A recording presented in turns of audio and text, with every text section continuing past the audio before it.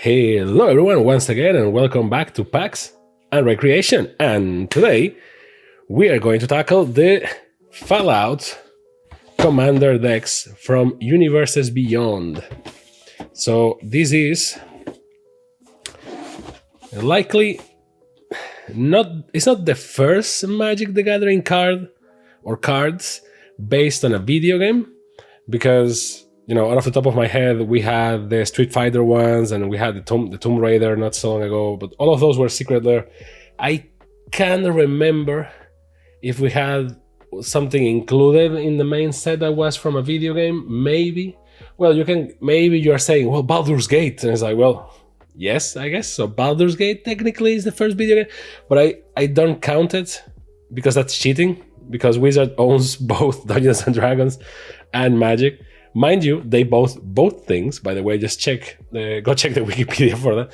But the first Commander decks from Universes Beyond are from Fallout. And ironically, Assassin's Creed is not having Commander decks, which is kind of weird. But here we are, Fallout. Plus, one thing that we have to address right away is, I know a lot of people online talk shit about the Magic the Gathering, about Wizards and the amount of products they release and all that.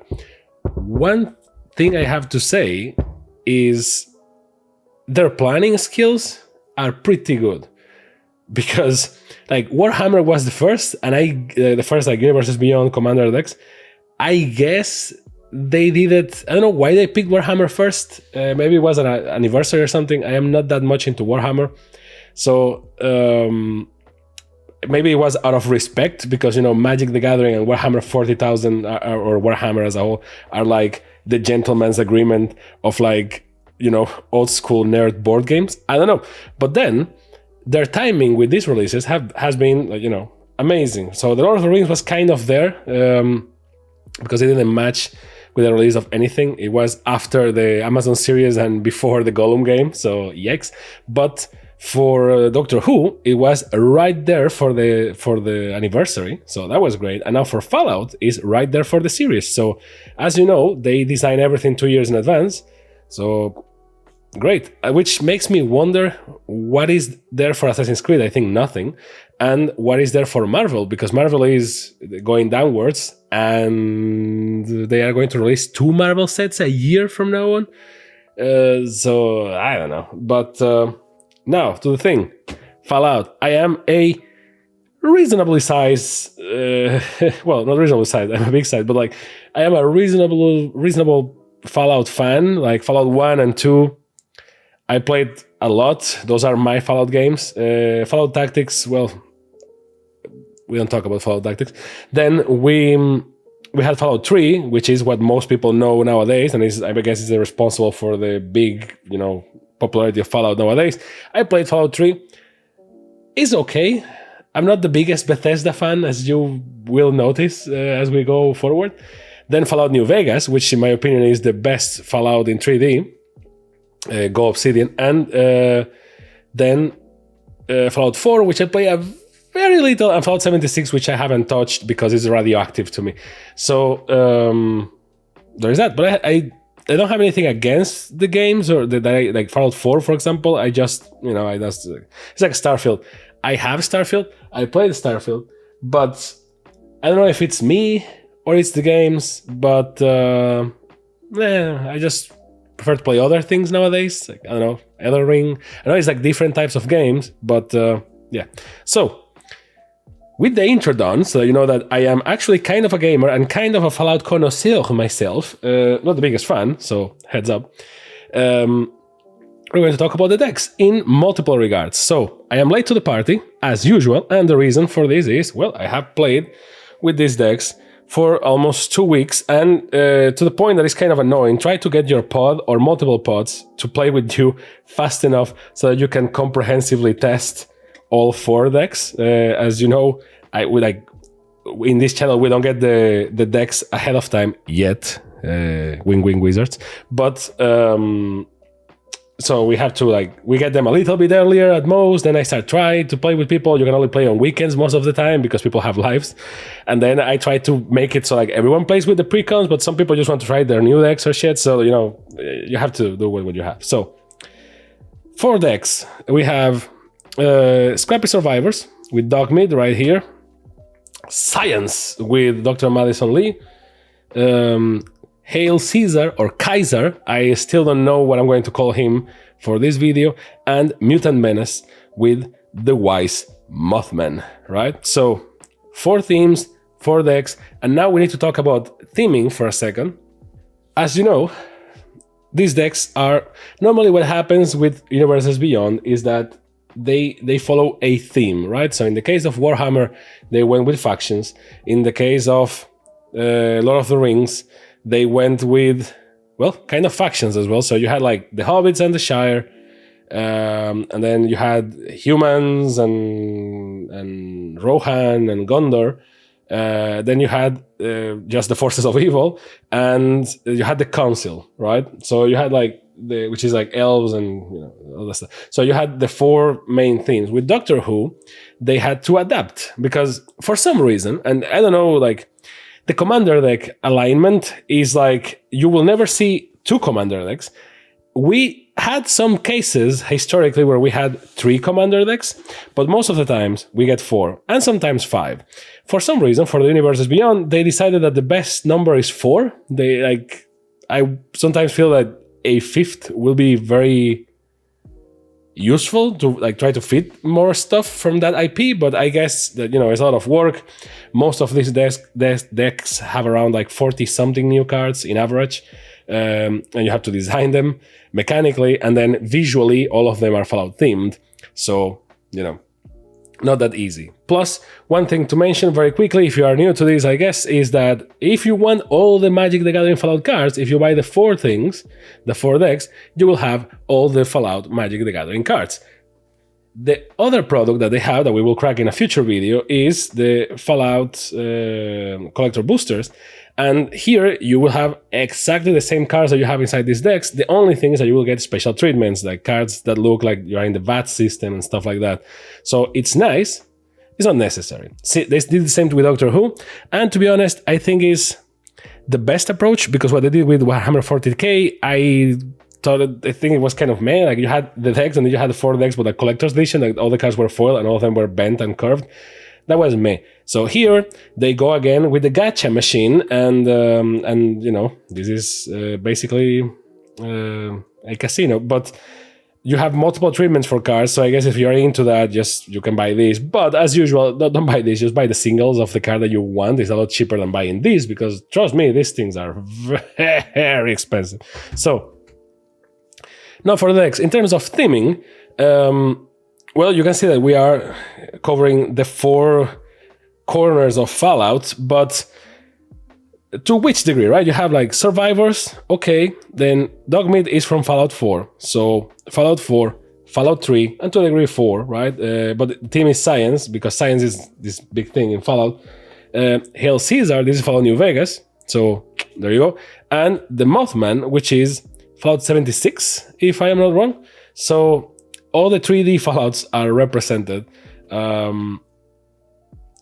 You have some references and some cards that are from other Fallouts, the older ones. But as it is the case with the new Fallout era, they don't talk about the old ones because they are difficult to sell nowadays to people that are used to the FPS style. So let's go in alphabetical order. So what will be first?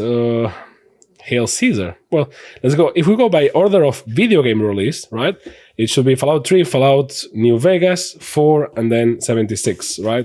Which, mind you, this is the thing that I wanted to address very quickly. That's not the division they followed for these decks. So there's a theme division, but it's not a video game division. So it's not like Fallout 4, Fallout 3, 76, and New Vegas. You have a lot of cards from those games because the commander is kind of related to the theme, but it's not.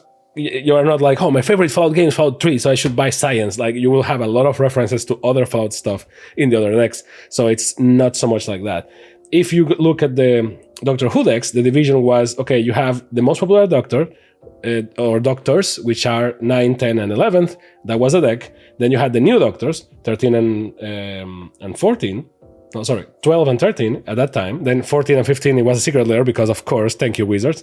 And you had all the Legacy Doctors from Old Who in a deck, and then you had the bad guys in a deck. Here, you could say that this is the bad guys, although this is more like the humans. This is the survivors, which I guess this is the one that fits the more with the protagonist theme, I guess. Then science, because science in Fallout, and then mutants, because mutants. But mechanically, they are different, and we will see it in a second. Now, let's jump right into it. Let's use video game alphabetical order, or video game launch order. So, Fallout 3, then New Vegas, then 4, and then 76. And then someone is saying, well, the Mothman actually appears first in... I don't care, man. So, what does it include? It includes... By the way, they use this packaging for the Universes Beyond. This is the same as Lord of the Rings and Doctor Who, which is interesting because the Commander deck packaging is no longer like this. So I don't know if it is a choice or what, but I digress. So white, red, blue for science, which makes sense, and it includes a collector booster sample pack. I love it that they press enter right there at sample pack.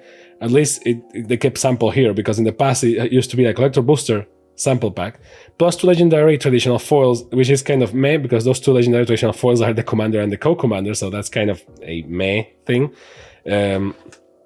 War never changes. Now, battle your fellow wastelanders for survival as the Fallout series joins the Magic the Gathering, blah, blah, blah, blah. This is pretty much the same for every deck. Then enlist the brilliance of Dr. Madison Lee to build a robot army, generating energy counters with every artifact you cast. Charge up your Mechanical Legion led by Liberty Prime and stomp out the opposition. I think that if you played a lot of Fallout 3, and Fallout 3 is your infancy game, because I am old, I guess, I think that is the one that will resonate the most with you, but it's not the funnier deck to play with, and I will address that in a second. Dr. Madison Lee is one of the brightest scientific minds of her time, spearheading advanced research in the capital wasteland and the Commonwealth. While her employers and actions are occasionally questionable, she always fights for the future of the Earth.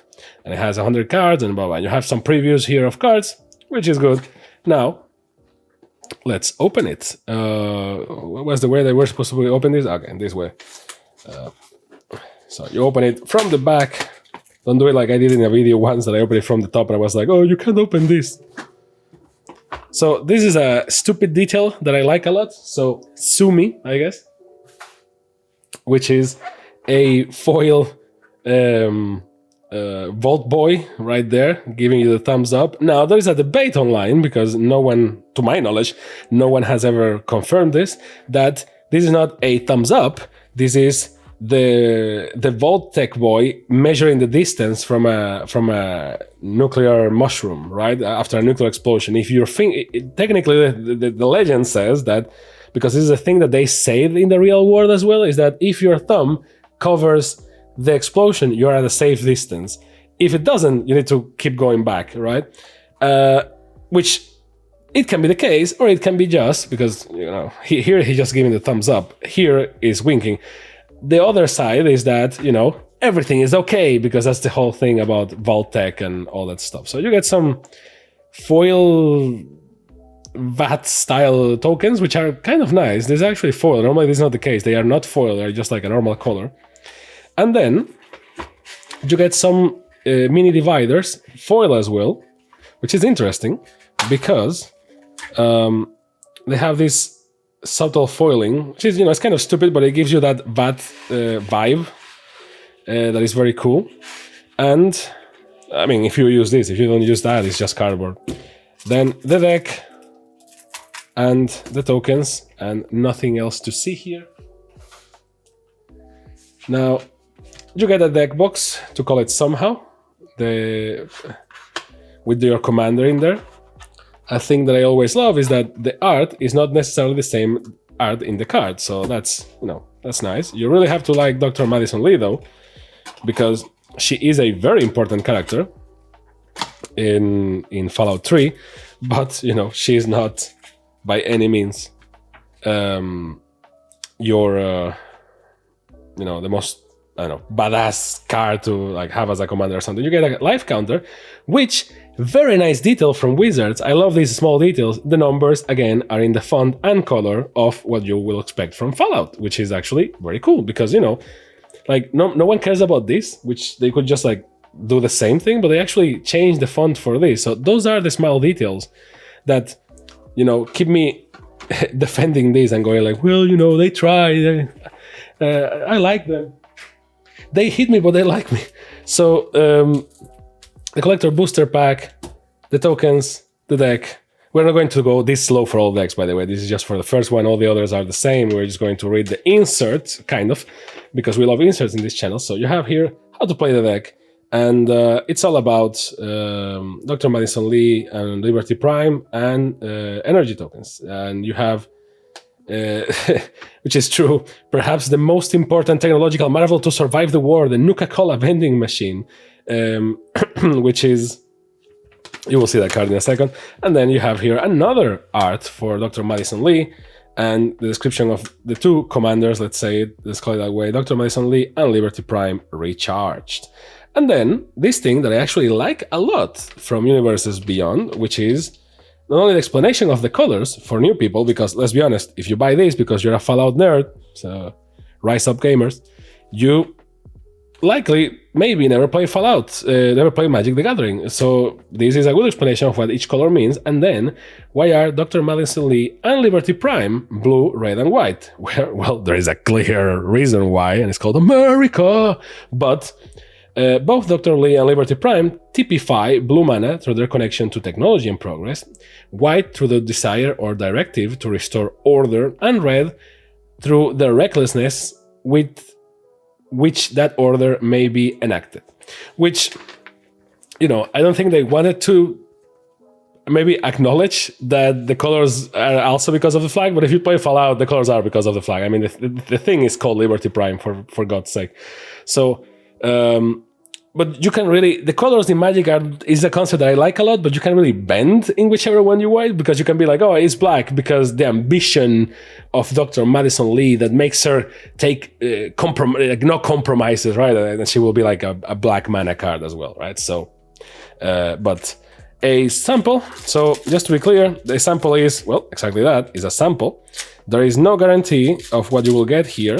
It's just a mini sample of a collector booster to like wet your beak, and is all different in all decks. So you get an ad that tells you, oh, get more, and then you have Elder Arthur Maxon, which sadly you can use in this deck. That's why I'm saying that the cards here are not necessarily, maybe you can't use them with the deck right away, which is the case because they have black, and that's not in the commander color identity. So, and you have Fervent Charge, right? So two wide art cards, which is not bad, and these cards are not that bad.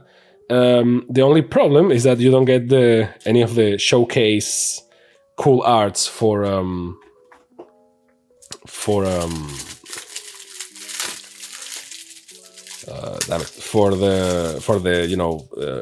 Pip-Boy style cards. So the plastic commander, as I like to call it, Dr. Madison Lee. We will see what the commander does in a second, and then the tokens. But if you are new to the channel, one thing that I like to see whenever I do the commander deck reviews is let's just see the tokens first and try to guess what the deck is about. So Energy Reserve, there you go. You kind of already know what the deck is going to be about. A treasure token, which is Nuka-Cola Caps. A Human Knight, which gonna love the Fallout theme adapted to Magic stuff. Actually, let's go one way first and then the other. A Thopter, which makes sense. Thopters, another copy. Treasure, food, again from a Nuka-Cola vending machine. And a robot, which I think we can all recognize this bad boy right here. And basically treasures, robots, human knights, clues, junk, treasure, copies, and food. So yeah, this is the most important token, and you only get one because that's like where you track your stuff. So what is in this deck? Now, the theme of this deck is science, but I guess that the most scientific thing that Magic the Gathering can do, as it is the energy counters, which I am not necessarily against. I think is kind of a good match because Kaladesh is kind of the scientific plane in the sense that it's like, oh, it's all science and, progress, and steampunk and all stuff. So Dr. Madison Lee is the commander, and we're going to address that right now. So it's a 2/3 for 1 blue, 1 red, 1 white. Whenever you cast an artifact spell, you get an energy counter. Energy counters are this mechanic that some people like it, some people hate it. Depends on your play style. If you really like to play in a more tactical way, to call it somehow, this is, very nice. If you just want to go fast, energy counters, it's like having mana on top of your mana, right? So likely you're not gonna like it, but it's a mana that you can bank, right? So there is that. And she is the whole engine of the deck because you can tap it and pay 1 energy. Target creature gets +1/+0 and gains trample and haste at the end of turn. So red. You can tap it and play 3 energy counters. You can draw a card, so blue. And you can tap it and pay 5 energy counters. Return target artifact card from your graveyard to the battlefield tapped. I guess this will be white. But so energy. We're going to keep her right here. And Liberty Prime Recharge is 2, 1 blue, 1 red, 1 white, and is an 8/8 robot that has Vigilance, Trample, and Haste. So I was about to say all the abilities from all colors, but actually no, blue is not there. So whenever Liberty Prime Recharge attacks or blocks, sacrifice it unless you pay 2 energy counters.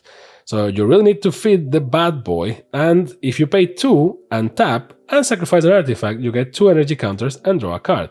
Democracy is non-negotiable. I have a feeling that this guy will be right there in Helldivers too. So this is the commander and the co-commander.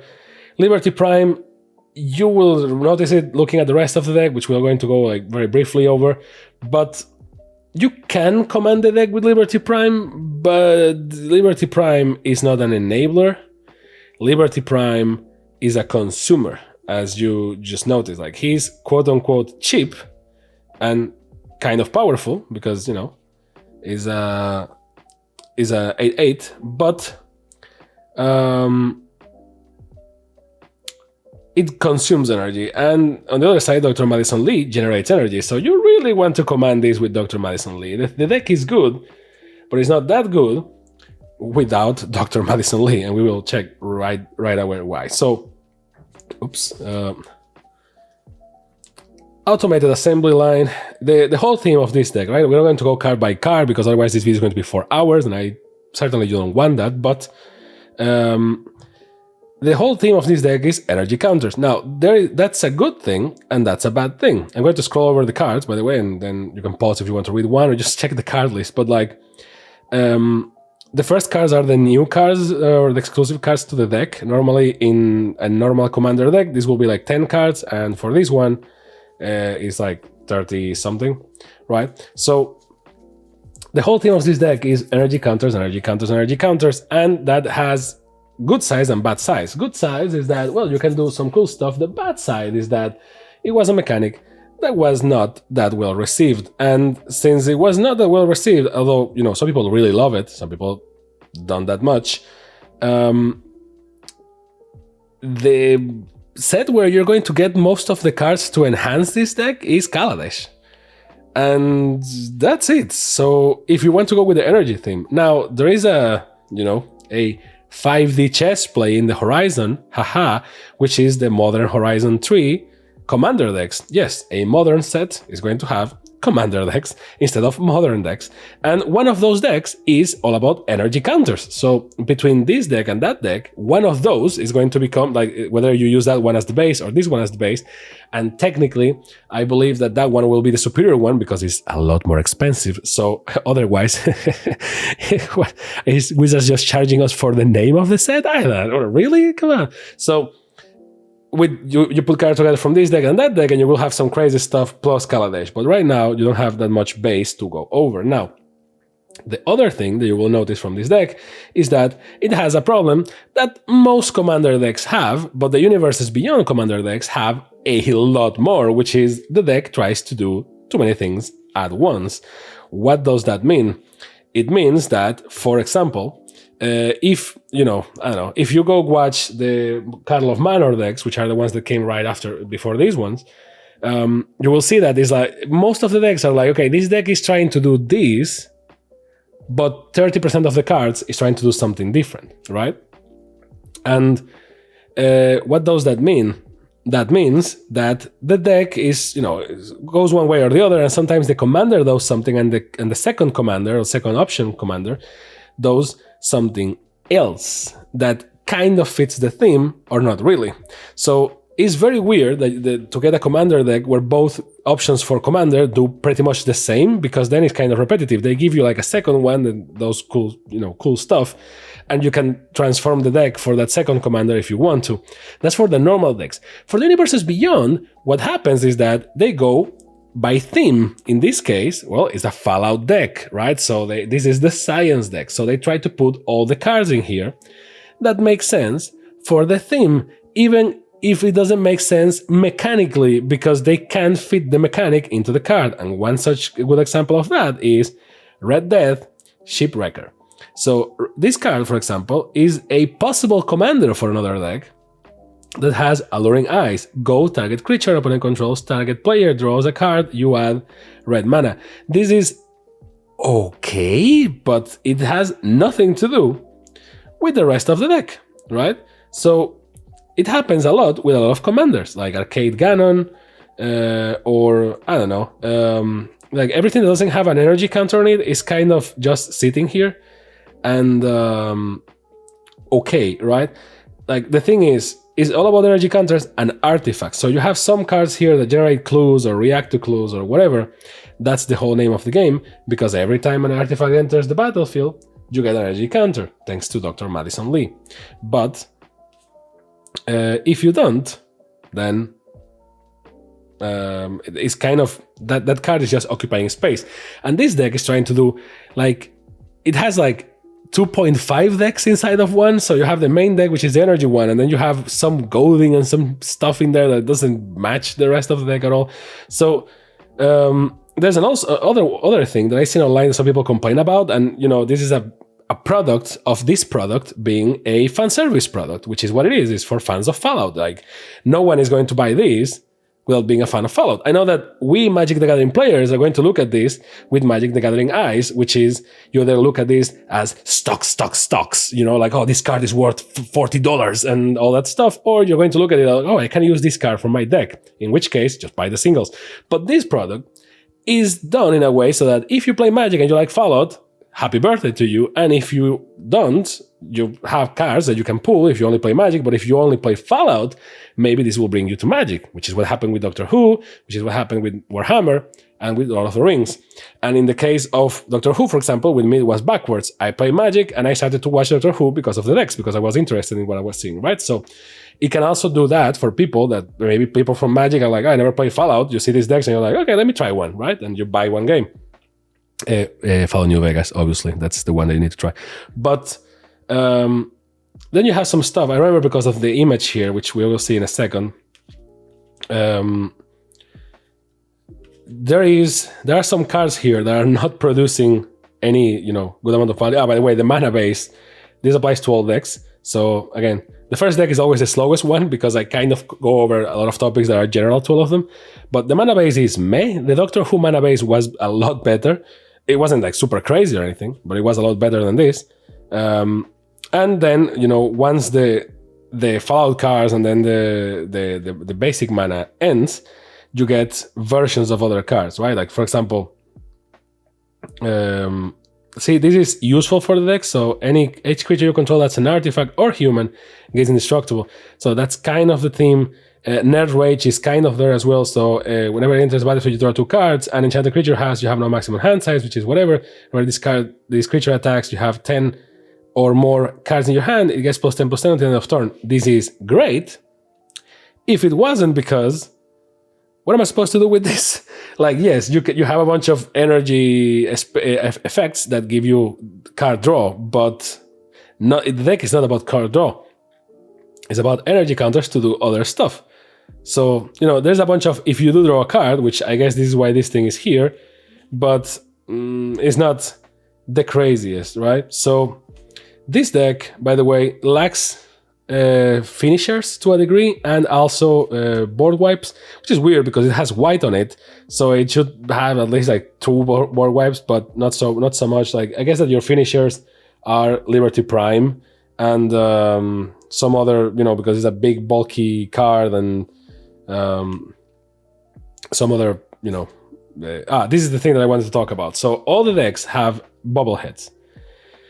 Now, the people online are complaining about the bobbleheads, and this is the thing that I want to address. It's like, people, this is a Fallout deck, first and foremost. Each deck has 2 bobbleheads, if I recall correctly, and it's all fun concepts, like Endurance bobblehead. You add 1 mana of any color. It's a mana rock. It's not the best mana rock because it's 3 for 1 of any color, and then it has a secondary effect that is, it depends on the concept. It's kind of intelligence, endurance, so you can see the effects here. They're not the best cards, so you can remove them. I see a lot of people complain, like, oh, these cards are very bad. If they were 2 mana, maybe, but being 3 mana is just shitty. Like, I don't know why the bobbleheads are there. Like, they should do like... That's the joke. In the Bethesda era of Fallout games, the bobbleheads are hidden collectibles. And a lot of people never find them without a guide. So, that's the whole joke, people. You have 2 of them in each deck, and you're like, oh, I found this, right? Like the deck is for the theme first, and then for Magic the Gathering. Like, these are not bad decks by any means, but they are not like top competitive decks. They are just fan service decks. They are for what they are, right? The complaining about the bobbleheads is like complaining about, I don't know, there are characters that are not from Magic the Gathering. It's like, well, yes, thank you. That's the whole point. Nuka-Cola vending machine. This card is creating a lot of fuss all over the place. Some people hate it, some people love it. For this deck, it's there, right? So you pay 3 and then you pay 1 and tap. It creates a food token. And whenever you sacrifice food, you create a tap treasure token. So the machine, it's very good, but because you can sacrifice those food tokens the normal way, but the actual way of doing it is through other cards in your deck that will ask you to sacrifice artifacts. And if you do, you get a treasure token that you can use to summon more stuff. So the Nuka-Cola vending machine is a very good engine for this deck. Again, then you have the commons and the uncommons. A lot of, okay cards that fit the theme. Overall, what you can expect is, and then I love these cards. This is me nerding, but I love when they pick the normal cards and they just change the art to fit the theme. So this is an Arcane Signet, which is a very nice reference. And the Lightning Greaves, there you go. No matter how big the fall is, you're safe as long as you land with both feet. So the Mind Stone. See, this is like, if you like Magic and the IP that they are, using, these things is where you see the love. Is like, yep, this is a Soul Ring, which is, technically the super duper Soul Ring is the one in the playmat, but this is also a Soul Ring, and you gotta love it. Talisman of Conviction, Talisman of Creativity, Talisman of Progress, right? So a Thought Vessel, all these references, Wayfarer's Bubble, and then the May lands, Command Tower, which makes sense, Evolving Wilds. Again, the lands are nothing to write home about. They are okay.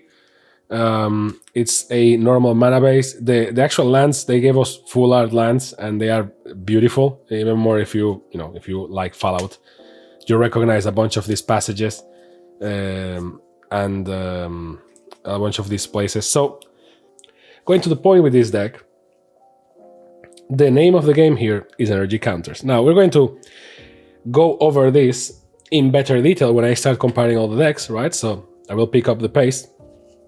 But the whole theme that you need to understand here is energy counters. So if you don't like to play in a two dimensions to call it, because you have your mana and then you have the energy counters and you use energy counters to do stuff that doesn't necessarily have anything to do with your mana, maybe you're not going to like this, because it's a very two-step kind of gameplay, right? So now, if you are more the type of player that is more into the rush of things and just, attack, and the end justifies the means, here is Caesar or Kaiser, and from Fallout New Vegas. And this is the bad bad guys deck, although it's not 100% bad guys. You have some, it's more like faction deck than bad guys, to be honest, because like that's the beauty of Fallout. No one is 100% bad. Well, technically, there are some characters that are 100% bad, but in the good written games, some of you have doubts always. Like, well, the character had a point, you know. So Caesar is all about the end justifies the means, which we're going to see in a second. And Caesar, or Kaiser, isn't actually the famous Roman, but his desire for power and conquer is a perfect match for his ancient predecessor. In order to found a new empire, Caesar, or Kaiser, and his legion seek control of New Vegas, even if it means war with the new California Republic. So the NCR is also here. If you are a New Vegas nerd, this is likely the deck that you want, but as you saw just now, because of the science deck, there is a lot of just overall Fallout themes in that deck as well. So, you know, it's not like, oh, this deck has exactly the only thing that I want.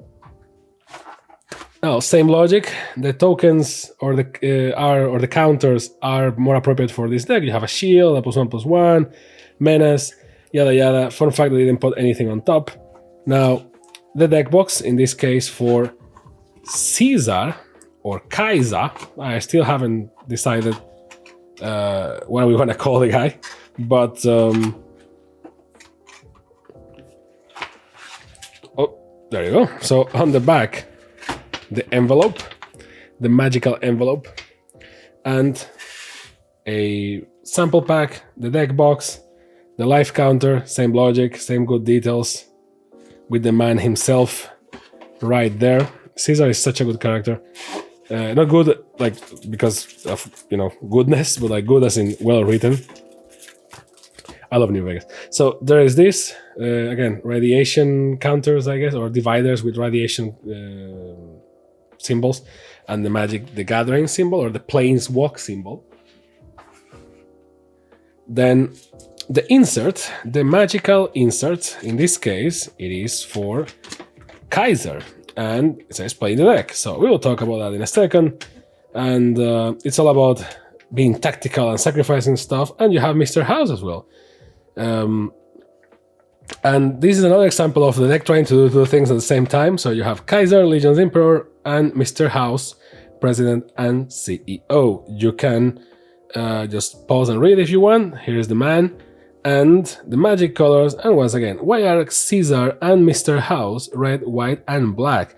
Caesar and Mr. House are black aligned because they crave power and will do anything to maintain it. The aggressive ways in which they enforce their twisted notions of order also exemplify white and red, which is kind of a cop-out from Wizards. It's like, yeah, the aggressive way is red and it's order, so it's white. It's like, okay, Wizards. Okay, like, I will let it pass, but just so you know. So now for the sample pack. Oh, there you go. So I wonder if we're going to pull something that is better looking. Well, Arcade Ganon, that will fit the other deck, and one with the machine, which will also fit the other deck. Not bad. Again, not a bad card or anything, but at least this one is foil, so cool. As usual, these are just cards that you may get, so don't get ideas by looking at what I pulled. That's not an indication of anything. So for the tokens will tell us a lot of what Caesar is going to do here. So the Seasoned Plastic Commander, and then a robot, a copy, a robot, a copy, a copy, a soldier, soldier, soldier, which has a Roman armor, which is more appropriate, a warrior, which is from the NCR, and a warrior again. And then on the back, you have soldiers, food, which is a very nice reference, a treasure, because the NCR has its own money. They don't use bottle caps anymore. And technically, by the time of Fallout 2, they didn't use bottle caps anymore, but I know Bethesda really liked the whole bottle cap thing, so they kept it. Human soldier, junk, junk, treasure, and treasure. So you can see where this is going. The robots are there because of Mr. President. So let's see what's up with the actual thingy. Now, I may be biased because of New Vegas, but I promise I will try to be as impartial as possible. So the two possible commanders, you have Caesar, Legion's Emperor for 1 red, 1 white, 1 black, and this guy is going to carry the deck from end to end because it's a 4/4 that says whenever you attack, you may sacrifice another creature. When you do, choose 2. Create 2 1/1 red and white soldier creature tokens with haste that are tapped and attacking. You draw a card and you lose 1 life. Or Caesar basically deals damage equal to the number of creature tokens you control to target opponent. So you can see that this is very aggressive and tactical, and the idea is that if you sacrifice another creature while attacking, that's actually kind of good, because if I'm not doing this wrong, which I may be, is when you attack, so it's when you declare attackers, it's before the blocker, so it's not the craziest thing. But I am not sure. I will need to check this, or someone will need to correct me. But if you attack, if I declare attackers and then you blockers, I cannot trigger this ability. It has to be when I declare attack, because it says whenever you attack, you may sacrifice, right? So the new things that you invoke is not like they are not going to be blocked. You can just point them to another opponent if, I don't know, something like that. But as you can see, is very, the end justifies the means. So remove creatures, get me more stuff, remove creatures, get me more stuff, do damage, like, don't stop, let's go. And Mr. House, President and CEO, is red, white, and black for a 0/4 legendary artifact creature that says, whenever you roll a 4 or higher, create a 3/3 colorless robot artifact, which is the token that we have there. If you roll a 6 or higher, instead create that token and a treasure token, which is, then if you pay 4 and tap, you roll a 6-sided die plus an additional 6-sided die for each mana from treasures spent to activate this ability. So this is one good example of this card is not like they wanted to put New Vegas all together and try to do the bad guys together, or bad guys, quote unquote, but it's this card doesn't fit the theme. Like, it kind of, because it says whenever you roll a 4 or higher, it doesn't say that it has to be because of this ability. So if you have other cards that make you roll dice, that's great. So this card, as a commander for a dice rolling deck, smashes, right? Because every time you roll a die, you create robots, and if you 6 or more, you create a robot and a treasure tokens. But and then one more for each treasure activated for this. So you can enter a dangerous loop, but it's so expensive that it's not like it's going to be super duper. But again, this card doesn't necessarily fit anything of what Caesar is trying to do, and that's kind of the point, is that the two commanders doesn't necessarily have to do the same, but the consequences are in the 99, because the 99 will be divided. Most of the deck is pandering to Caesar, but then a good chunk of it, I think it's like 30% or something, is trying to play in the same space as Mr. President and or Mr. House, sorry. Which, yeah, so, and there's the founder, you have Enlist, which is kind of a perfect match for this deck. You have a bunch of these. This is why I said that it was like, oh, it's a bad guys deck. Well, it's the factions deck, because you have a bunch of these. You have to choose between NCR or Legion, and based on what you pick, you go one way or the other, right? The Overseer of Vault 76, again, this is not necessarily just New Vegas, stuff is just here. This is like a human soldier tribal thing, but then you have robots because of Mr. House. So, but you can sacrifice the robots. It doesn't say that you need to sacrifice a human, it's just another creature. So you can sacrifice the Security Squadron. You have a lot of squad abilities, which is very good for this deck. Squad, as you can read, means that if you pay X more, any number of times, you have more copies of this. And this card in particular is very good, because whenever a creature token enters the battlefield under your control, put a +1/+1 counter on it. So a good generator. Sierra, Nuka's biggest fan. It's kind of there, but again, this one, whenever one or more creatures you control, it fits with Caesar, but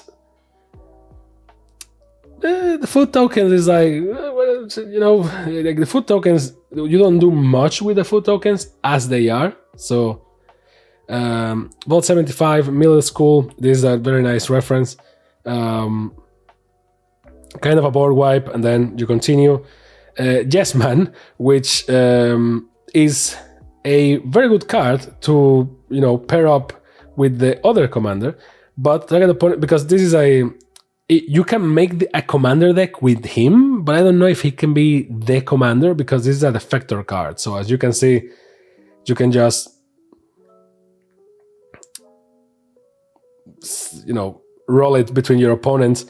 The good thing, and what saves this card in this deck, is the wild card aspect. When it dies, when it leaves the battlefield, you create a tapped 1/1 white soldier, right? So every time that the thing went to another player, it gets a quest counter. So you will get X soldiers for the quest counters. Now it goes to another player, they can just sacrifice it, or you know, or kill it, or you know. So there is a good idea there. It certainly matches the lore, but you have VATS here, which has split second, which is one of the best fits of a mechanic and a theme I ever seen. Choose any number of target creatures with equal toughness, destroy the chosen creatures. The effect is okay for kind of a board wipe at the low level gameplay, but it's not going to do any crazy things for you. Wasteland Raiders is a good finisher. It's kind of a crazy card, has a squad 2, so for extra 2 you can have more copies of this, and when it enters the battlefield, each player sacrifices a creature. That includes you. But if you sacrifice a creature, you can trigger some of the abilities that the other cards have, because this whole deck is about sacking creatures, right? So Mysterious Stranger, this card is all over the place. A lot of people were going crazy about this one when the spoilers came out, because you can just exile creature from the graveyard and then copy something. So, you know, that's not bad. That's actually pretty good. Doesn't match the rest of the deck in any way, but it's there. So again, a bunch of squads, a bunch of copies, first strikes. That's kind of the whole game. Some cards don't really fit anything. They are just here. I guess that you want to put more cards here that create tokens or create creatures or just give you cannon fodder, so you can just sacrifice all that, because the effect from Caesar says another creature, and it doesn't say once per turn or anything, so you can keep doing it as long as you have, you know. Yeah. So this card being called Kellogg Dangerous Mind is a good reference if you know the story of the Kellogg cereals. So of the Kellogg's cereals, it's kind of right on the spot. So again, this is for treasure tokens. The treasure tokens are good for Mr. House, but again, the deck is kind of divided, right? I'm not going to go over all the cards. You have the vaults, which is a nice reference here and there. Some robots. The robots kind of fit if you can just play to sacrifice them. The lands are not quite there. The theme is like humans mostly, or human soldiers. That's where like the stuff is. You can see that a bunch of cards from these decks are rares. It's like they really wanted to be like, oh, these cards are good, and I get it. But yeah, so Black Market, Lethal Scheme. A Black Market is not Black Market Connections, by the way. It's you know, whenever a creature dies, put a charge counter on Black Market, and at the beginning of your pre-combat main phase, add 1 black mana for each charge counter on Black Market. This thing is dangerous when you have the commander in there and just sacrificing creatures, because you have a weird, powerful engine for mana, right? So that's one of the perfect matches in this deck. Assemble the Legion. This card is a thing, but at least, you know, you keep generating stuff to sacrifice. Fervent Charge, Ruinous Ultimatum. This is, well, a board wipe. which, you know, with Caesar and all that. So love it. Then the mana base, nothing to write home about. It's the same for all decks. It's kind of okay. Then for uncommons, you have some cards here and there. The rats and stuff, maybe you can use them for a rat deck. They kind of fit because you can do a squad with these and, you know, exile 4 cards from your graveyard. So if you clean your graveyard, you can just have more rats, which is not bad. And they have menace, which, you know, is very good. But if they're not that good to sack. I never, you know, sack them like crazy or anything. Some can be commanders here and there. From Caesar, ironically, they don't necessarily play perfectly with Caesar. Like this guy, like when it enters the battlefield, each opponent sacrifices a tenth of the creatures they control rounded up. This gave some discussions because it seems like a normal number to, it's like a tenth. And it's like, and then everyone is like, wait, what is a tenth? So if I have one creature, a tenth is nothing, but it's rounded up, so it's 1, right? So the number is interesting, but it's going to give some discussions for sure in some groups. Whenever an opponent sacrifices a creature, put up a something like a Lanius, so it enters with more stuff as long as, you know, they sacrifice stuff, but it's your opponent, not you. So it doesn't necessarily play well with Caesar. It's just there, is a removal engine. This is the type of card that you need. You create humans to just throw at them. Again, the bobbleheads, 1 for charisma, 1 for luck. Again, this is a Fallout deck, so if you don't like it, you know what you can do. So Survivor's Medkit, the Orators, and then again, these are like the okay cards. Some of them really play okay with the rest of the deck, some of them not so much. Pitiless Plunder, whenever another creature you control dies, create a treasure token. So this bad boy here, great card to have. So you have a bunch of cards like this. Whenever a creature you have dies, so you really want to sack your stuff, right? Most of your see, this is the token generator. Most of your upgrades here are going to be cards that give you tokens because you want to sacrifice tokens, not so much anything else. So Skull Clamp, not bad. Then Soul Ring again, Talisman of Conviction, Hierarchy, Indulgence, which is very nice. Ash Barrens, then Command Tower, Evolving Wilds, the usual, right? Memoir to Glory, Myriad Landscape, just Path of Ancestry, which is a great match of card and art. So just the normal, and then the normal lands. That it's kind of weird to me how like these ones are full art, but the ones in Doctor Who are not. It's like, who decides that? Like, what's up? So Caesar deck. We're going to talk about it a little better when we compare them to the others, but as you saw, it's all about sacrificing, and half of the deck, well, not half, like 30%, 25% of the deck has nothing to do with what Caesar is trying to do. So likely those are the cards that you want to sack if you want to play with Caesar, and likely that includes the other commander, Mr. President, or Mr. House, because Mr. House, yeah. So deck number 3, Fallout 4, Dogmeat, Ever Loyal. So green, white, and red, Scrappy Survivors. This is an interesting deck because it has to do with the thing that we all do in Bethesda games, which is grabbing everything that you can put your eyes on. As your loyal sidekick, Dogmeat scrounges through your deck for helpful auras and handy equipment. And then junk tokens. Who's a good boy? That's right. Dogmeat is every survivor's best friend. He will sniff out rare loot, track down, basically what he does in the game. So it's a good match of mechanic and gameplay. And to avoid having any issues with the community, Wizards did the smart thing and you're already petting the dog. Because everyone knows that in any video game or anything, the first thing the community will ask is, can you add a feature to pet the dog? Like in Breath of the Wild, in which sadly you can't pet the dogs, which is like, what? Like every game with a dog, the first thing that the community will ask is, can you add a feature for me to pet the dog, right? So Wizards went ahead and said like, okay, you're petting the dog by default in the card. Thank you. Which is great. Good, well played, Wizards. So deck box with a different art of Dogmeat, in this case with goggles, and his tongue out, all silly, all nice.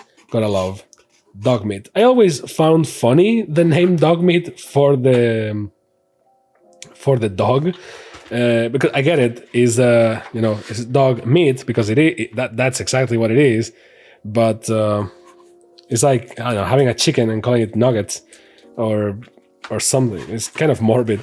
So the deck, the counters, the usual. You already should be used to these by now. The counters are just mostly +1/+1s and shields. You will see why in a second. Life counter, same old, same old. In this case with Dogmeat. It's not bad looking. I think that the only that doesn't match, like the green and black doesn't match, is Dr. Madison Lee. But I digress. Now for the insert, it will give you some tips on what this deck is all about and playing the deck. So junk tokens are artifacts that allow you to exile the top cards of your library and cast it that turn. Use it or lose it. So this is all about artifacts and using them, but it's also about Voltron and Dogmeat Everloyal and Preston Garvey Minuteman, which we're going to talk about Preston in a second. The magic colors, and then why are Dogmeat and Preston Garvey red, green, and white? Dogmeat embodies red, green, and white through his unwavering loyalty, love, and fierce protection. Preston's heroic commitment to justice and the defense of his community also places him in this alignment, which is like, Wizards, can you try? Like you have space to write. Like, I can't believe that you write all this, and then for the thing that a lot of people care the most about, you're like, yeah, the dog is fierce and is nature and is loyal, so those are the colors. And then Preston is cool as well. It's like, Wizards, please try a little bit. So let's see the sample. Is this going to be the good sample? The good sample is no sample, because collector boosters boxes are a scam. So James Wandering Dad, Fallout 4, right? Because it's in 4 that you see your dad, or you play as your dad, and then, or I'm mixing it with 3. Oh, I need to replay Fallout 3. And Blasphemous Act, which, nice art. And the art matches perfectly. Not bad. So, and it's a board wipe. So, yikes. Okay. Now the tokens. The tokens will tell you what this deck is all about. And, gotta love a good token. So, if I can remove this from my hands at any point because of static electricity, magnets, how do they work? There you go. So, Dogmeat Everloyal, we're going to talk about him in a second. Then the insert card that, like, I think no one cares about. Junk tokens, a lot of them. We haven't talked about junk. Like, all decks have a junk token at least. And what is junk? Junk is sacrifice this artifact, exile the top card of your library. You may play that card this turn. Activate only as a sorcery. So that's what junk is all about. Settlement is to enchant a land, and enchanted land has tap at 1 mana of any color, which, yikes. Then treasure, food, which Nuka-Cola, at least they changed the things. You have radiation trackers, which this is not the deck that you will expect to have this thing on, but it is here. So what is radiation? Let's talk about this concept. Some of the cards do mention radiation. Radiation is at the beginning of your pre-combat main phase. If you have any rad counters, mill that many cards. For each non-land card milled this way, you lose 1 life and a rad counter. So you're going to gain, it's like in Fallout, right? Your radiation goes up, then it goes down, you lose some life, and you get some benefits from being radiated. In this case, it's kind of the same. So if you have 5 rad counters, then you have to mill cards until you mill 5 non-land cards. You lose 5 life, and you lose the counters as well. So then the next turn you have to be exposed again to radiation. Treasure tokens, copy. A squirrel or something. I would love to see this token with the Bloomborrow decks.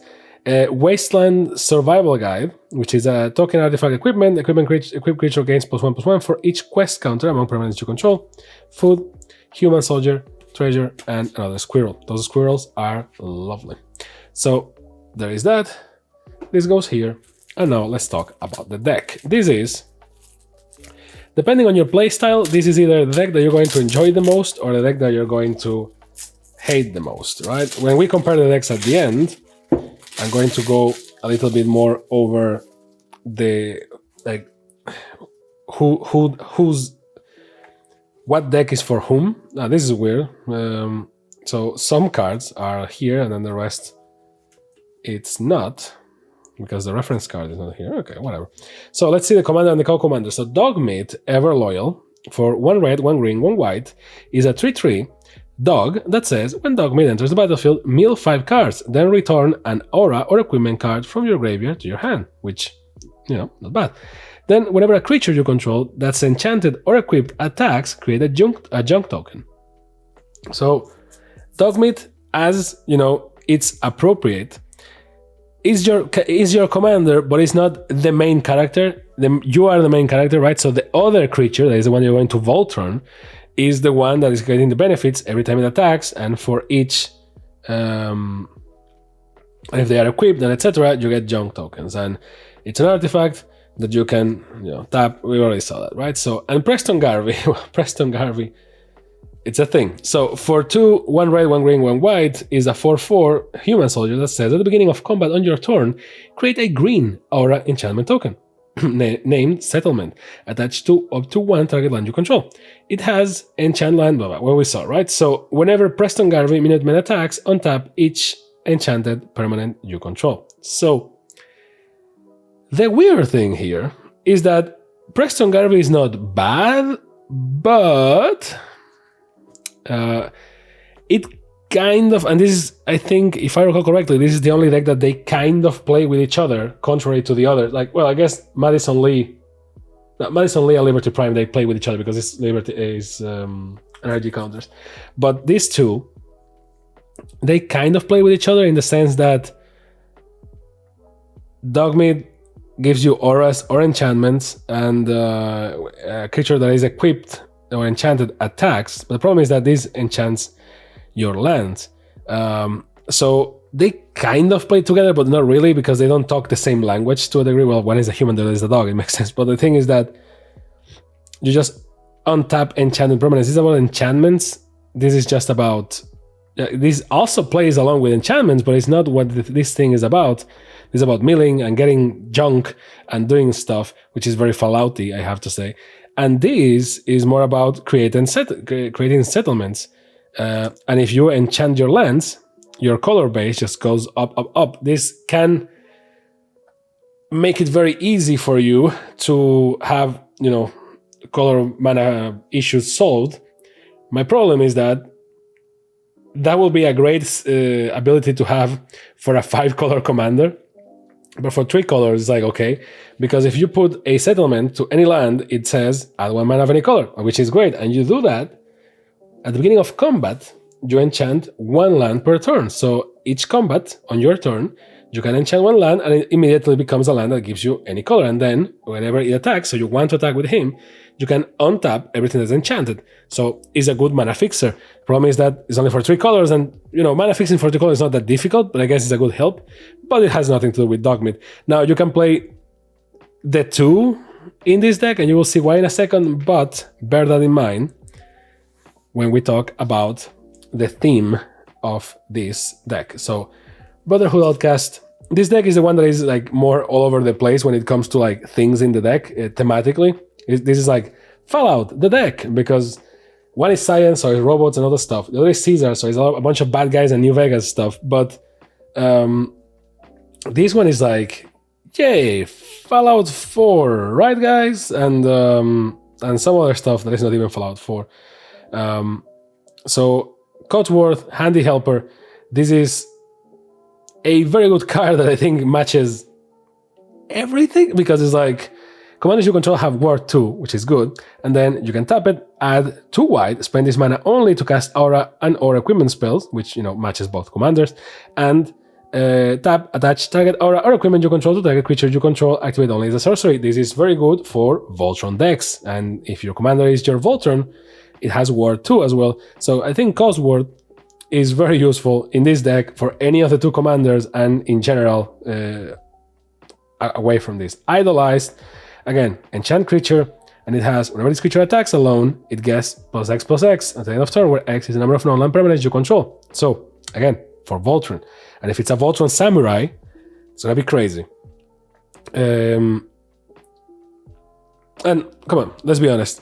The whole theme is here, right? Equip things, enchant creatures, you get +X, and then do things, right? That's kind of the name of the game. Vault 101 birthday party.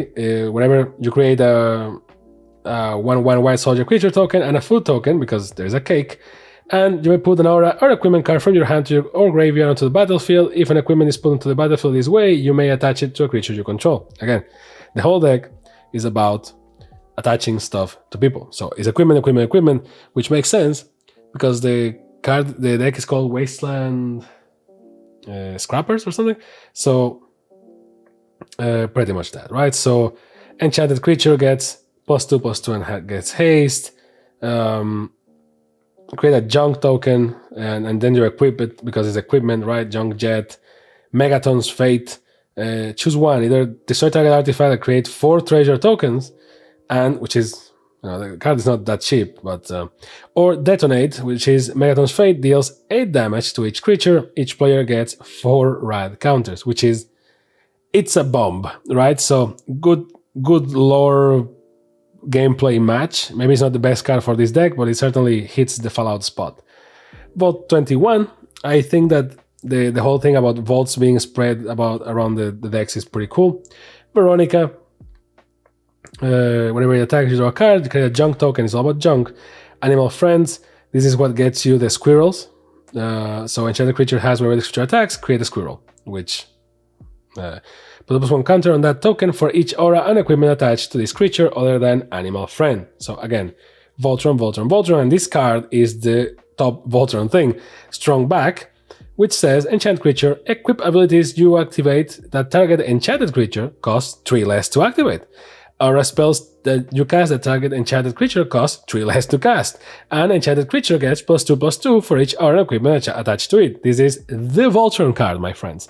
So the deck may not be equipped for that specific, like there is not, like the commander helps, but it's not the Voltron creature. I guess that maybe you can do Voltron with Preston Garvey, because he has the whole, whenever you attack, enchanted permanent, you untap everything. So you can untap, tap things, and then, but what this deck feels like is it's a very fun deck. It's a little bit all over the place. You can say if you're going to destroy your creature or something, you can reattach stuff very quickly, or so it is all about equipment and attaching stuff, which is not bad. It's kind of very cool. There you have then you have commanders for other decks, I guess. So but you have the Pip-Boy there you go. So the only problem here is that, by the way, the Pip-Boy is kind of, as a Sonic Screwdriver, is one of those cards that's like, yikes. Whenever a equipped creature attacks, choose one. Either you draw a card and discard a card, you put a +1/+1 counter on that creature, or you untap up to 2 target lands. Equip 2. So it's equipped for free, basically. Again, now the lands that are kind of okay. The thing with this deck is that you will play this deck, and something that you're going to realize is this deck is cool, but maybe it's along with the theme of Wasteland Scrapers or but this deck is the one that, in my opinion, feels the most like, oh, you buy this deck as pieces for another deck that you have, which is kind of appropriate if you consider that this is the equipment and artifacts deck, right? So you're buying equipment for your actual Voltron deck, because it has a lot of good cards that are just like, oh, whenever a equipped creature attacks, or for each thing you have attached to the creature, you do this and that.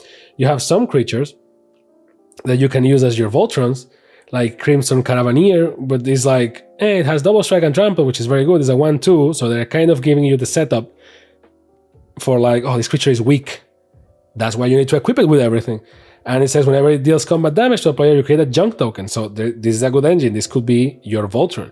There are a lot of good candidates for Voltron creatures, or because nothing in the deck says that only one creature could be the one. So it can be Voltron or it can be Power Rangers, right? Like you can have everything on a single creature. You can have multiple creatures with multiple stuff. This is the same. Whenever it attacks, if it is modified, you may have it deal damage equal to its power to you and any target. Again, the whole Voltron thing, right? So it's not like the uncommons are the ones that, like, because the power is all in the equipment and enchantments. So a lot of these cards from humans, see, like it gets +1/+1 for each Aura equipment attached to it. Whenever it dies, if it was enchanted, create a junk token, and if it dies, if it was equipped, you create a junk token, right? So you have a bunch of creatures here to attach things to, and that's not bad. Well, bobblehead here, and bobblehead here, the whole thing about the bobbleheads. The problem is that those creatures are good, but is not a proper Voltron. You know how a proper Voltron in Commander normally is built around your commander. So your commander is the Voltron because you want to get that card always, and the rest of the cards are stuff to just give to your commander. So your commander is full of stuff. And sadly, none of the two commanders I feel is proper Voltron material, and a lot of the cards that you have here that could be Voltron material are not legendary, so you can't really use them for to be like your commander out of the box.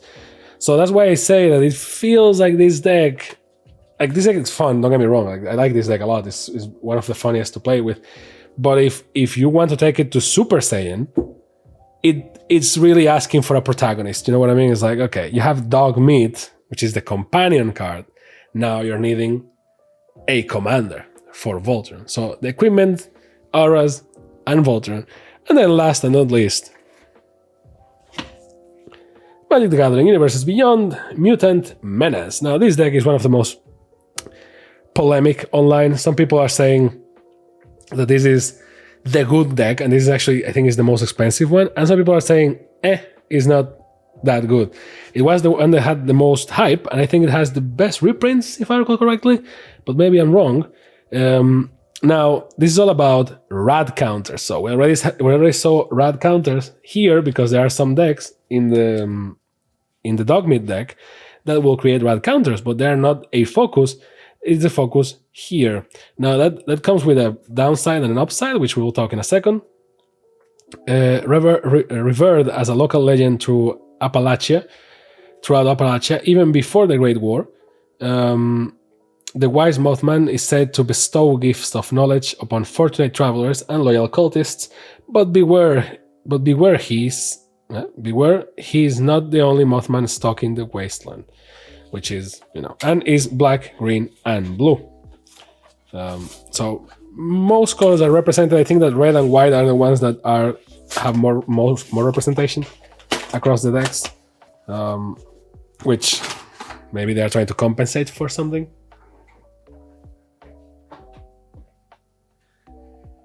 Because, as you can see, +1/+1/+1/+1/+1, which is funny because you will expect the +1/+1 party to be in the Dogmeat deck, but not the case.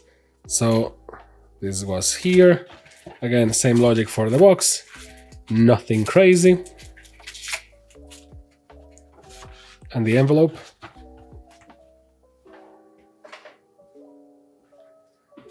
The deck.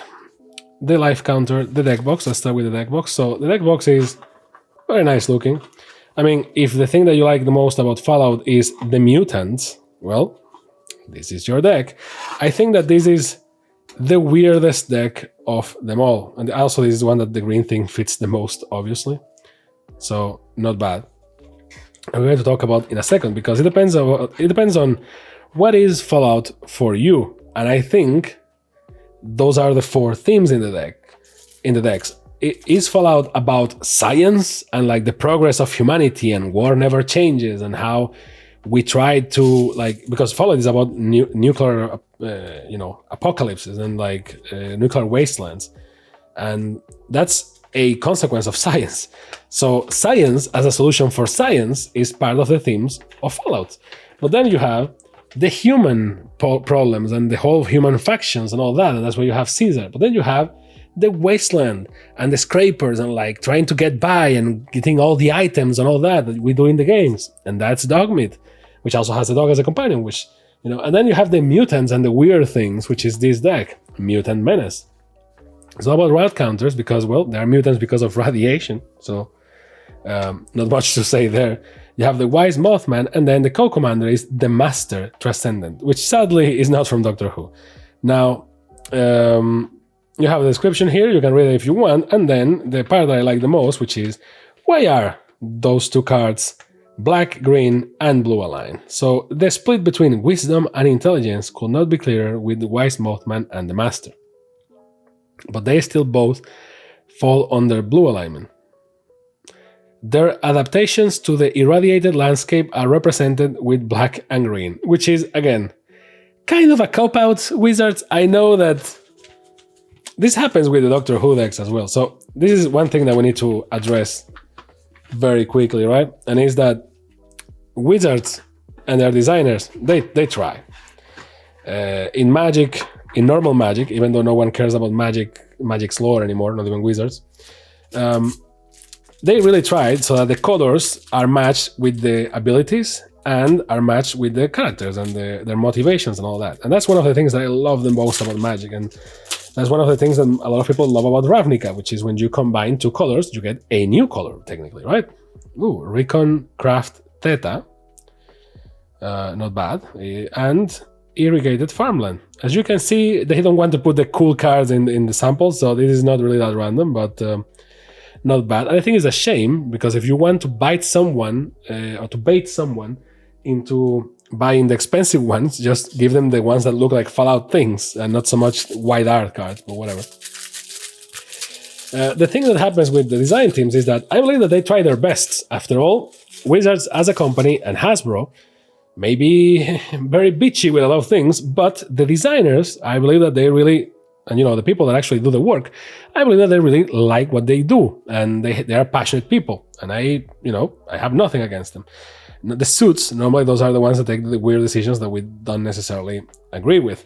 So, well, as you can see, mutants and aliens, and then radiation counters, of course. And then more zombies, a couple of clues, and copies. So, mutants, couple of aliens, and nothing out of the ordinary. So what happens? They want to put stuff that is fan favorite, either because it's a demand by the company that is lending them the IP, like, oh, you need to put this character, or one of the decks has to be about this, because this is the thing that we want to push, which is very reasonable. Or, they just go by theme. And when they go by theme, the commander decks are limited by the commander. So sometimes they put cards in some colors that don't really match the colors just because they only fit that deck, right? Because if you buy that deck, it has to be themed around something. And that's where the color identity kind of gets betrayed a lot in Universes Beyond. But it is what it is. So the Wise Mothman is a very good commander. It's a 1 black, green, blue, 3/3 that has flying. Whenever the Wise Mothman enters the battlefield or attacks, each player gets a rad counter. Whenever one or more non-land cards are milled, put a +1/+1 counter on each of up to X target creatures, where X is the number of non-land cards milled this way. So, notice this thing I noticed by reading comments online is that it says milled specifically. It's not when cards go to the graveyard from your deck, they have to be milled, like it's the key word.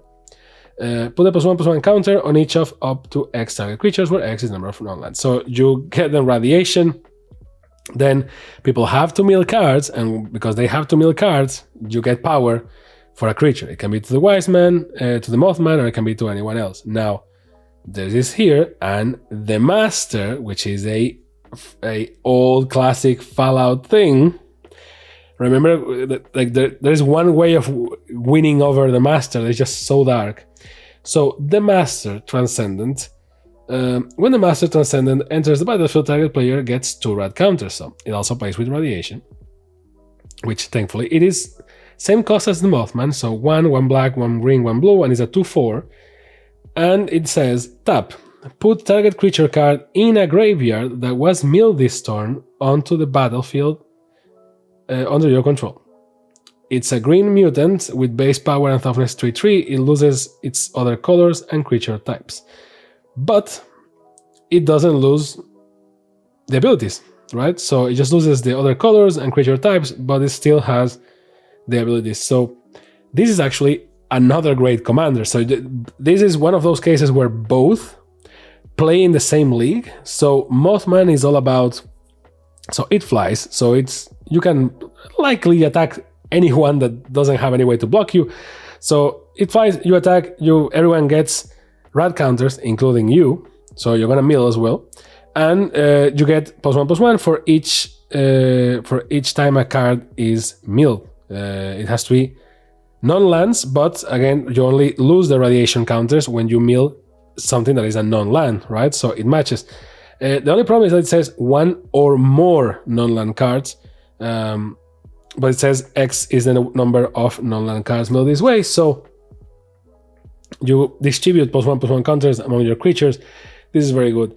But this is all about creating an army of zombies, and that's why you have a bunch of mutant zombies, because you're going to create them with this, and they keep their abilities, which is very nice. So you're going to mill stuff and then use it. So any of those two is already a good deck. Now, if you're like me and you don't like milling, you don't like playing with the graveyard, well, maybe this is not the deck for you, but you will see that besides having a bunch of nice references in this deck, everything is about milling, and some things are about rad counters, which is something nice that they did here, is that this is a masterclass on how to incorporate a ability into an existing game and make it retrofit or retrocompatible, which is they created rad counters because rad counters and radiation is from Fallout. So it could be poison counters because we already have poison counters in Magic, or it can be, but poison counters actually kill you when you get to 10, which will make sense with radiation. But in Fallout, radiation goes down as you move around, right? So they did the same, but then you mill cards and you lose a point for each card that you mill, which makes sense because you lose like physical prowess because of the intoxication, right? However, since they added the counters and the counters make you mill, you can actually upgrade these with anything that uses milling. So that's great. That's a masterclass in game design. And again, Proliferate and Storm, they just match. This card is great for any deck that has Proliferate. As you know from some of the videos, I play with a lot of people that use poison counters, and that is a thing in our group. So cards like this are very valuable because you can not only proliferate, but you can storm it. So this is very dangerous, and this card is, a lot of people want this card because of that. Struggle to protect Purity. Again, a lot of the cards, even more like the first cards, it gives you rad counters, right? Because it's exclusive Fallout cards, so they want to really, lean down into that. Likely you can even, the only thing is that it's a color identity thing, but you can get some cards in here that are green in the Dogmeat deck here, as long as they actually also play with rad counters. I think that the problem is that the cards that give you rad counters are white in that deck, so doesn't really match. But say for example, Nuclear Fallout. Each creature gets twice -X/-X until the end of turn. Each player gets X rad counters. So you can kill yourself as well when you do this because everyone mills, so that includes you, and you go clockwise, right? So you have to be careful with that. You need to have something that gives you life for rad, or that gives you life every time you mill, so that you have an advantage over your opponents. Because otherwise, yeah. So Lily Bowen. So the character choices are great. Power Fist, Rampaging Yao Y, not bad. Strong the Brutish Thespian. So again, everything that doesn't have a rad on it, it says, right? See, you gain life rather than lose life from radiation. So having this card with you that actually also has Ward 2, it's kind of an expensive card, 4 and 2 green, is a 7/7 with Ward 2. And whenever he's dealt damage, you get 3 red counters and put 3 +1/+1s. So it feels it fits the engine only for you, but you gain life rather than lose it. So this is the trick, or one of the tricks, so that you don't die because of your own radiation. That's kind of the whole thing, right? Like evolution because of radiation, right? Whenever a creature enters the battlefield under your control, if that creature has a greater power and toughness than this creature, put a +1/+1. And whenever it evolves, you create a token that's a copy of it. So it multiplies and multiplies and multiplies, which is thematically amazing. Agent Frank Morrigan. Again, kind of very expensive because 5, 1 black, 1 green. It has trample, is an 8/6, so you can actually do damage with it. As long as it attacks this turn, it has indestructible. And whenever it enters the battlefield or attacks, you proliferate twice, which is kind of the reason why this thing is so expensive. This is one of the decks that has the most heavy hitters, so it's easy to finish. It has a bunch of big boys because the rest of the time you're just going to be radiating everyone, right? So when Alpha Deathglow enters the battlefield or becomes monstrous, destroy target permanent, and you can have monstrosity, destroy target non-permanent, proliferate, right? So I believe that a lot of cards here are going to be very useful for people that like to play with counters or with poison counters, because radiation is poison after all. So like in real life, in Magic is like different mechanic. So whenever a creature you control deals combat damage, +1/+1 counter on it, so you get some +1/+1s here and there, and that's a good reason to also have proliferate here and there, another proliferate, and hexproof. Permanents you control with counters on them gain hexproof and indestructible at the end of turn, prevent all damage. So that's the mixed thing about this, is that rad counters is the name of the game, and then rad counters give like +1/+1 here and there. So the proliferate will also boost you that way, which makes sense because it's like, oh, you get radiation, your mutants get stronger, and since they get stronger because of the radiation, and you can proliferate, which is even more, and so on, so on, so on. This is a very dangerous milling engine if you with having radiation already. So whenever you cast a spell proliferate, there is a bunch of weird things like this, right? But as you can see, besides a couple of heavy hitters, Tireless Tracker, which is a good version of this card. Whenever you sacrifice a clue, put a +1/+1 counter, it's like, well, whenever land enters the battlefield, you get clues. This is the only reason why you get clues. And get +1/+1 counters, which then you can multiply. Biomass Mutation is one possible finisher. Just bulk everyone, try to kill players, and then go back.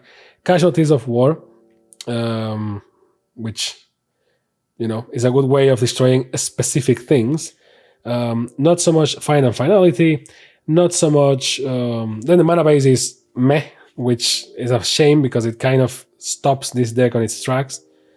And then you have some of the normal creatures, which are the creatures that are going to take you during most of the game to get the reaction for everyone. Like whenever it deals combat damage to a player, that it gets 2 rad counters. Whenever each damage you get rad counters, so rad, and it's the basic Fallout big bugs like flies, roaches, glowing ones with death touch, and it deals combats to a player, they get 4 rad counters. So it's all about rad counters. Lumbering Mega Sloth, Uncontaminated Drink, which is a thing. Draw X cards, then you get half X rad counters rounded up. I love that the cockroach is either living or chilling in the bathtub. It's not clear. So that this is okay if you want to poison yourself, which I guess is the whole theme. But you will recognize a bunch of enemies from this, and Raul is here, so that there is that. Strength Bobblehead, which matches. I think this is the one that has only 1 Bobblehead now. Yep. I guess they were like, nope, no time for jokes in this deck. So Cultivate, Farseek, Harmonize, the usual.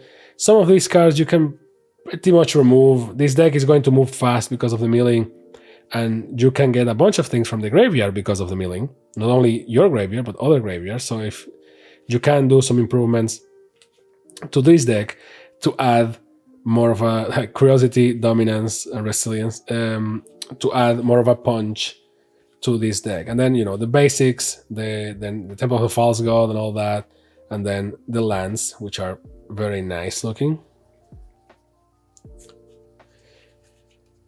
And that's the Wise Mothman. Now, let's compare decks. That's what men normally do, right? Compare decks. I once watched this video from, I think it was an Australian YouTuber. I may be wrong, so please take it with a grain of salt. I think the person was Australian, and the way that person said deck, it had an accent that it made it very funny for a phrase such as comparing decks, right? Oops. Let's use the plastic commanders to compare the decks and say which one does what and which one is better. Now, if you're already used to the channel, likely you already jumped the podcast and went to the final conclusions. So, final conclusions. These decks are all over the place in a good way. Now, from a financial perspective, these are not the best decks, or not even the best Universes Beyond decks. Like Doctor Who had better value right off the box, Lord of the Rings as well, and Warhammer even more. But these ones are kind of cool. I don't know if it's because the market is chilling with Magic and people are just giving up on buying sealed stuff, or I don't know, people don't care about Fallout that much, which is weird. By the way, there is a free theme on Xbox for Fallout. It's because of the series, not because of the card game, but hey, since you're here, might as well. So go download it. But if you have an Xbox, I mean. So when I say they are all over the place, I mean it because of the mechanics and what they represent for Fallout. But they represent 4 different aspects of Fallout, which is what we were commenting right now. And I think that's the beautiful thing about the design philosophy from Wizards, right? So the science aspect, the human conflict aspect, the survivors aspect, and the mutants and the warp nature aspect, right? So this is Fallout. Right here, you have in these 400 cards, you have Fallout in a bottle, likely a Nuka-Cola bottle. So in terms of which deck is better for you, well, it depends on how do you prefer to play and what do you want to do with these decks. Because if you're like me, I think about precons as a board game, right? I don't modify a precon by default. I can do it if I buy it specifically to be modified, but sometimes I just like it the way it is. I can upgrade it, and I do sometimes, but that's when I want to try hard. Precons are more or less balanced with each other, across, even though the 2016 ones were crazy powerful and, but precons are more or less balanced, and if you don't want to think too much about building a deck or something, buying a precon is right there. So if you want to collect Fallout, if you buy the 4 decks, you have all the cards. So there is that. If you want to play, it depends on how you want to play. So I think they match their commanders pretty nicely. Dr. Madison Lee and science is all about energy counters. Now, the deck itself is not 100% about energy counters, and that's something that you may want to fix. If you go for this deck and you want to take 100% of its power, you don't have much to pull from, because Kaladesh is mostly the only set that has energy counters, but you will have more after Modern Horizons 3. So, in science, you play in 2 dimensions, in 2 planes of existence, because you're playing with mana to put stuff on the battlefield, and then the stuff that you're putting is generating energy counters that you have on the side, and then you use those to do stuff with your cards. So it's like having 2 banks to a degree, right? And that feels very science-y. That's why Kaladesh was like that, right? So if you like that, that's the deck for you. It's like you play at 2 paces, in 2 gears, and it feels very tactical. But you need to have Dr. Madison Lee in the deck, because the deck really doesn't work without her. And Liberty Prime, it's okay, but it's more like a thing that you get from your deck at some point, and you can use him or it as a finisher. But I wouldn't use it as the main commander. Dr. Madison Lee is the real deal. Now, Caesar is all about sacrificing and just pew, pew, pew, pew, and, go, pistol, go, right? Having the second commander, which I forgot the name of second commander, Mr. House. So Mr. House is not favorite of mine. I mean, I couldn't remember the name even. I love it in the game, but I don't like it here as a card. Caesar is all you need for this deck. I wouldn't change it with something else. I say that this is a deck, if you're okay with, well, you have to play it like Caesar will play it, or Kaiser, which is sacrificing people. Like, okay, the end justifies the means. I will send these two creatures, attack, sacrifice them so I can do this, this, and this, right? And the whole deck is about, when you sacrifice a creature, well, most of it, because then you have robots because of Mr. House, which is, a 25% of the deck that is just there.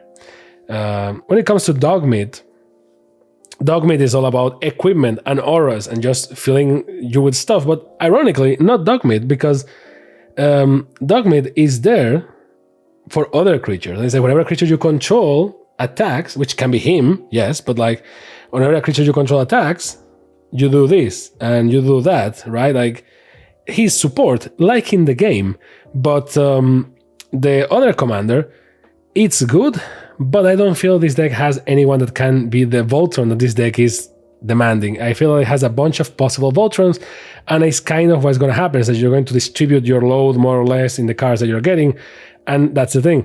It's a precon, it's a starter deck to a degree, so it's done like that. So you don't have to like put everything into a single card. You pull cards, you equip stuff to them because your equipment kind of stays. The auras not so much, but like you can do your life. And the Wise Mothman is a weird one because it's very interesting as a deck and it's very fun, but it's not a deck that people will enjoy playing with if they are new to Magic, or they are going to enjoy playing against if they are new to Magic, or even if they are old to Magic. A lot of people don't like playing with poison counters. Imagine Rad. Now Rad, it's not as bad as poison in the sense that with poison you get 10, you die. Here, if you get 10 Rad, you lose 10 life and you mill 10 cards. Now, a lot of people don't like it when you mill their decks. So, yeah, because there is, like, Commander is a very feel-good game, right? You build your deck with the things that you want to play because you have this strategy. The moment someone tells you, okay, you have to mill 5 cards and lose 5 life, well, minimum 5 cards because non-lands don't count for Rad. So you have to, like, lands don't count. So you have to keep going if you get a land. People are going to be like, and you will see it in their faces. They're going to be like, oh man. Because they want to play with those cards. And unless there is some weird synergy here, which happened to me in one of the games that I pulled, which it wasn't like a counter pick by the other player. It was just coincidence. The other player picked a graveyard deck. So every time I was milling their deck, I was actually making them a favor, which worked not that well for me because all that deck was all about every time you mill, you do X, Y, and Z, and you can get things from the graveyard, which is similar to what this deck is all about. But, plus this is the one deck out of the 4 where I think that you can exchange the 2 commanders without much problem, and they work. You just change how you play. One is all about creating an army of zombies, and the other is all about fortifying your creatures. But all of them give Rad counters, and the deck is all about Rad counters. So, in terms of power, I think that the order, it's something like this. Power of the decks, in my opinion. So these are the 2 most powerful decks. This is very close. It's just not perfect because it depends a lot on the creature that you get to Voltronize. So, and this is here, which doesn't mean that it's not fun or not powerful. It's just that it plays at a different pace, which can be good if you are sneaky. If you are a scientist, you know how to play this thing, so you can make it more like this, right? Like one being on top of other is just because of logistics. It can be like this, right? It doesn't mean that one is better than the other. So like it can be like this if you know actually how to play this properly. But if not, I think it's more like this, right? Like, like not that bad, but yeah. If you want to go by fun factor, well, that really depends a lot. Like fun is subjective. Well, power is subjective as well in these decks, but like fun is subjective because it, as I said, all decks really aim for a different type of gameplay, which is something I appreciate. So again, if you like planning and energy and all that, if you like equipping, if you like sacrificing, if you like just torturing the other players. Like, there is a little bit for everyone, so I couldn't tell you what's the most fun. Now, for me, the most fun, it's something along these lines. Like this. So, most fun, less fun. And again, less fun. I really like all the decks, and I love New Vegas. So like, it's not like I hate this deck. So why I said this? I really have fun just like throwing stuff on top of my creatures and being like pew pew pew. So this is fun. This is fun to torture players with, and this is fun because I like energy counters. I am that type of person. This is less fun for me because I don't like sacrificing creatures. Sorry, I grow attached to them. I don't know. So every time I'm like, attack, and sacrifice, I don't really like to play with the graveyard that much. In this case, technically, this plays more with the graveyard than this one, but because this mills, and I guess that's why this will be like this, actually. Because I don't like playing with the graveyard or sacrificing stuff. Like, I know it's necessary, and it's one of the mechanics that makes black one of the strongest colors in Commander, but what can I say?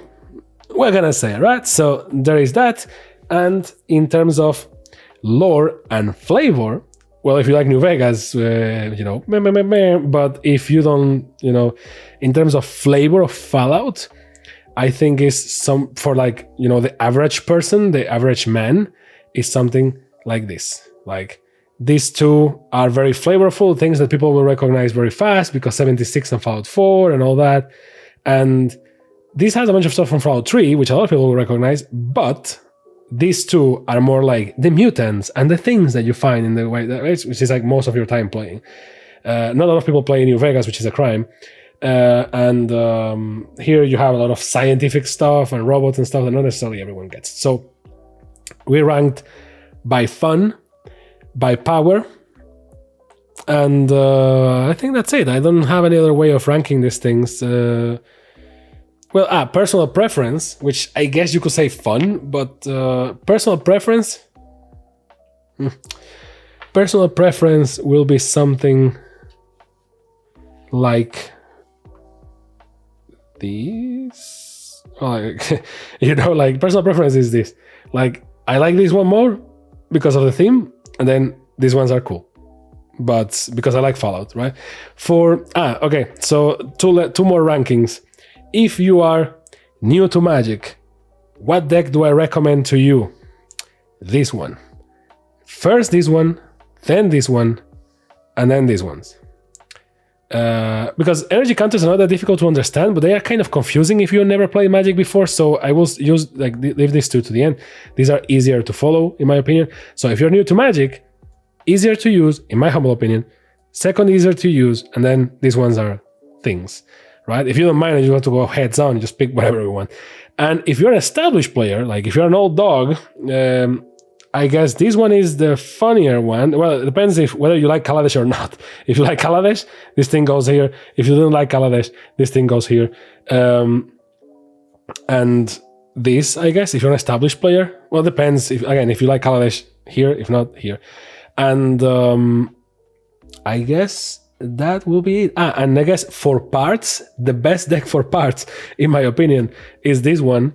And then, like, I'm not talking about like the prices of the cards and all that. Like, I for this video, even though we're showing the values, I don't care that much. For pieces that you can use in more decks than just, this one. This has the most pieces. This one has a bunch of proliferate cards, so you can use this for a lot of things. And then these two are here. So I guess that for pieces, it will be something like this. And that's the ranking, and those are the decks. So once again, I told myself I want to do a quick video, and it's almost 2 hours. So let me know down below what you think about this. Do you like these long form reviews? Do you prefer if I just open them very fast and then just talk about the decks doing this? Do you like the podcast in the background? I don't know. Let me know down below. Don't forget to like, subscribe, and all those things that the cool kids do. And I will see you next time on PAX and Recreation. See you on the wasteland. Bye.